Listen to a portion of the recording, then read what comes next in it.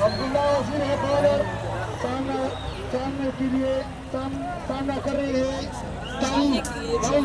Bowler دیکھتے ہوئے اس game کو کٹ کرنے گئے تھے اور بیٹ اور گیم کا آمنا سامنا نہیں ہوا. اس طرح بائی کی صورت میں ایک رنز کا اضافہ.